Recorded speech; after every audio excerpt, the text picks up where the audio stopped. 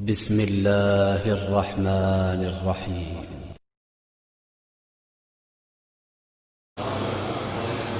السلام عليكم ورحمة الله وبركاته.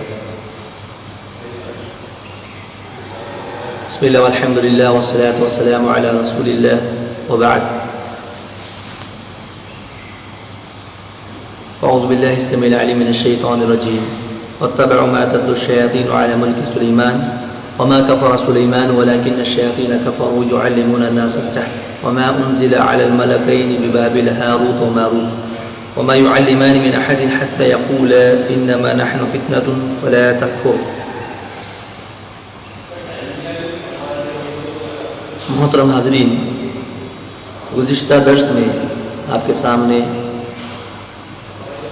آیت کریمہ کی روشنی میں سورۃ البقرہ آیت نمبر 102 جو بھی تلاوت کی گئی، بتایا گیا کہ کس طریقے سے یہود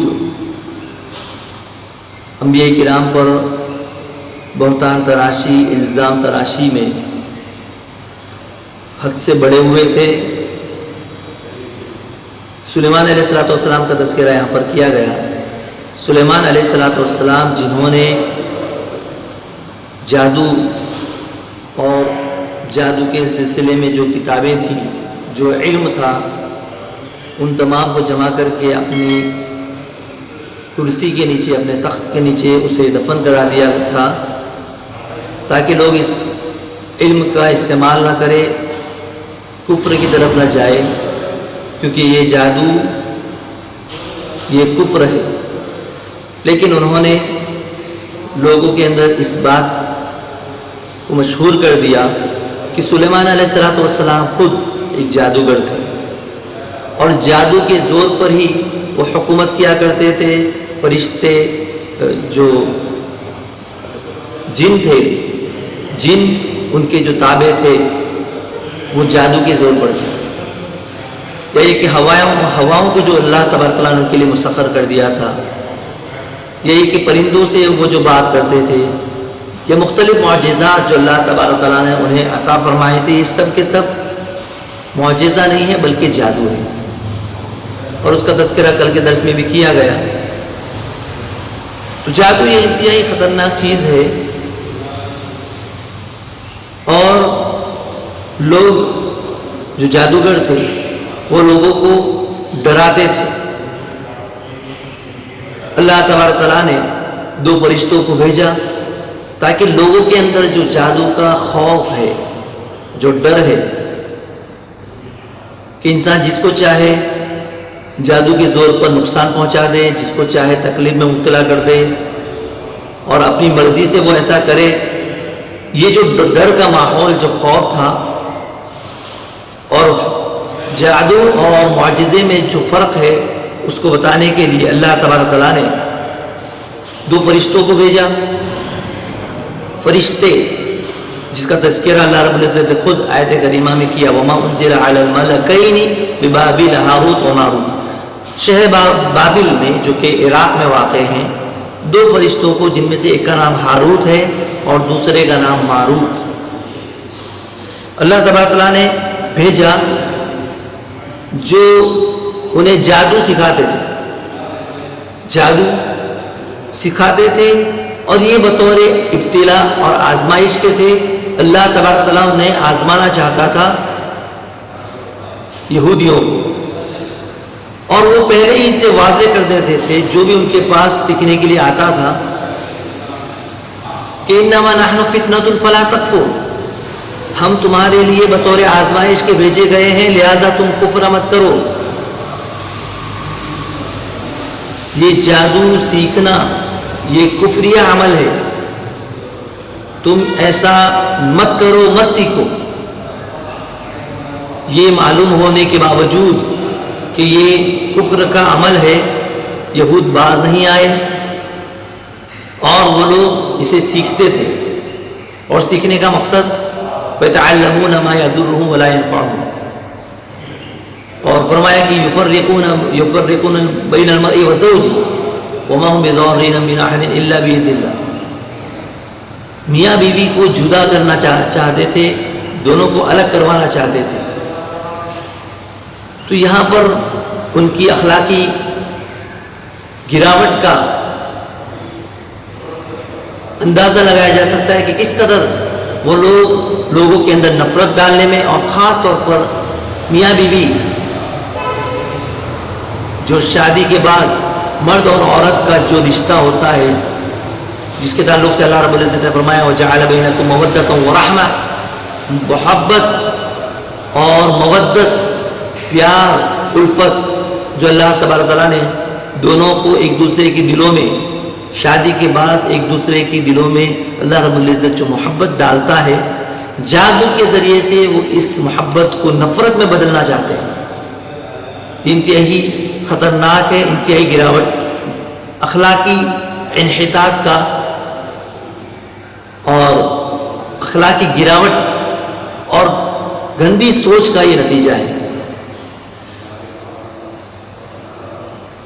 تو بجائے اس کے کہ وہ اس سے عبرت لیتے، نصیحت لیتے اور برائی سے بچتے، گناہ سے اپنے آپ کو بچاتے، انہوں نے اسی راستے کو اختیار کیا. انہوں نے کہا کہ ہم تو سیکھیں گے، اور اس ابتلا میں، اس آزمائش میں جو مبتلا کیا گیا، اس میں وہ لوگ ناکام رہے، اور ایسا علم وہ لوگ سیکھ رہے تھے کہ جس سے نہ تو ان کا کوئی فائدہ ہے نہ نقصان ہے. فَيَتَعْلَمُونَ مَا يَضُرُّهُمْ وَلَا يَنفَعُهُمْ، یہ جادو کا علم. تو گویا کہ جادو یہ ایک علم ہے، ایک علم ہے، اور اس کے ذریعے سے فائدہ حاصل نہیں کیا جا سکتا بلکہ نقصان پہنچایا جاتا ہے. اور جادو سیکھنا یا سکھانا، یہ دونوں ہی یہ کفر ہے. اور اسی لیے اس سلسلے میں، جادو کے سلسلے میں بہت ہی سخت وعید آئی ہے. جادوگر کو قتل کرنے کا حکم دیا گیا ہے، اور قرآن کریم میں فرمایا کہ لا یفلح الساحر حیث اتی، جادوگر کبھی بھی کامیاب نہیں ہو سکتے. ان کی زندگی ہمیشہ تکلیف میں، حیرت میں، پریشانی میں گزرتی ہے. مختلف قسم کے شرکیہ کام وہ لوگ کرتے ہیں، کرنا پڑتا ہے انہیں اس علم کو حاصل کرنے کے لیے. لہذا شرک سے بچنا چاہیے، کیونکہ شرک، جادو یہ بھی شرک ہے. جب جادو انسان کرتا ہے یا سیکھتا ہے تو اسے بہت سارے شرکی اعمال کرنے پڑتے ہیں. تو اس زمانے میں جو یہ جادو کا زور تھا، اللہ تبارک تعالیٰ نے 2 فرشتوں کو نازل کیا، بھیجا، اور وہ لوگ سکھانے سے پہلے کہہ دیتے تھے کہ ہم آزمائش ہے، ہم بطور امتحان کی تمہارے لیے نازل ہوئے ہیں، اتارے گئے ہیں، لہٰذا تم اسے مت سیکھو، اس علم کو حاصل مت کرو. اگر تم ایسا کرو گے تو یہ کفر ہے. اور وہ لوگ سیکھتے تھے. اس سلسلے میں جو باتیں کتاب و سنت میں وارد ہیں، ہمیں اسی پر ایمان رکھنا چاہیے. ہاروت اور ماروت کے سلسلے میں بہت ساری باتیں ہیں، اسرائیلی روایت کے طور پر ہمارے درمیان ہم تک پہنچی ہے. تو ان تمام چیزوں کو صرف نظر کرتے ہوئے جتنی باتیں قرآن کریم سے ہمیں معلوم ہوئی ہے، پورے قرآن کریم کے اندر ہاروت اور ماروت کا تذکرہ ایک ہی مقام پر ہے، اور وہ یہی سورۃ البقرہ سورہ نمبر 2 کی آیت نمبر 102 میں ہے.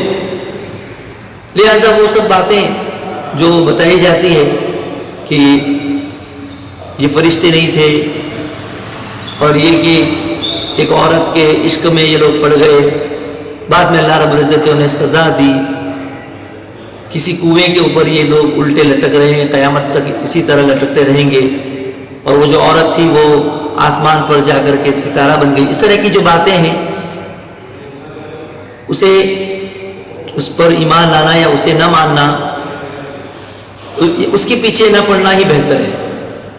جتنا کتاب و سنت سے ثابت ہے اسی پر ہم ایمان لائیں گے. اور واقعے سے معلوم ہوا کہ علم غیب جس کے بارے میں یہود کا ماننا تھا کہ شیاطین یہ علم غیب رکھتے ہیں، جن جو ہے یہ غیب کا علم رکھتے ہیں، یا جادوگر غیب کا علم رکھتے ہیں، اس کی تردید یہاں پر کی جا رہی ہے۔ سلیمان علیہ السلام کے تعلق سے بھی جو غلط عقیدہ یا غلط باتیں جو انہوں نے پھیلائی تھی، اس کا بھی رد یہاں پر اللہ تبارک و تعالیٰ نے خود کیا کہ وما کفر سلیمان ولکن الشیاطین کفروا، کہ سلیمان علیہ السلام کوئی جادوگر نہیں تھے، کیونکہ جادو تو کفر کا عمل ہے، شرک کا عمل ہے، اور ایک نبی کفرانہ عمل کیسے کر سکتا ہے، کفر کا عمل کیسے کر سکتا ہے۔ اور اس کے بعد شیاطین جو ہے یہ آسمان پر چڑھتے ہیں اور فرشتوں کی جو باتیں ہیں اسے سن کر کے انسانوں کو بتاتے ہیں، جو جادوگر ہیں ان تک باتوں کو پہنچاتے ہیں، لیکن یہ پوری باتوں کو نہیں بتاتے، بلکہ ایک بات اگر انہوں نے سچ سنی ہے تو اس میں 99 جھوٹ ملا کر کے بتاتے ہیں۔ نبی کریم صلی اللہ علیہ وسلم کی بعثت کے بعد ان کا یہ سلسلہ جو ہے ٹوٹ گیا، اور آسمان کے اوپر اللہ تعالیٰ نے ان کی حفاظت کے لیے، تاکہ یہ لوگ باتوں کو چرا نہ سکے، وہاں تک پہنچ نہ سکے، شعلے اور انگارے ان کے اوپر پھینکے جاتے ہیں جس سے وہ لوگ جل جاتے ہیں، ختم ہو جاتے ہیں۔ تو ان کاہنوں کے پاس جانے سے بھی اس شریعت اسلامیہ نے ہمیں روکا ہے کہ صرف کوئی شخص اگر ان کے پاس جاتا ہے، عراف، جادوگر، کاہن، نجومی کے پاس جاتا ہے اور معلومات حاصل کرتا ہے، تو ایسے شخص کی 40 دن کی نماز قبول نہیں ہوتی، اور اگر کسی نے اس کی تصدیق کر دی، اس کی بات کو مان لیا، تو گویا کہ اس نے شریعت محمدیہ کا انکار کیا ہے۔ لہٰذا یہ کوئی معمولی کام نہیں ہے۔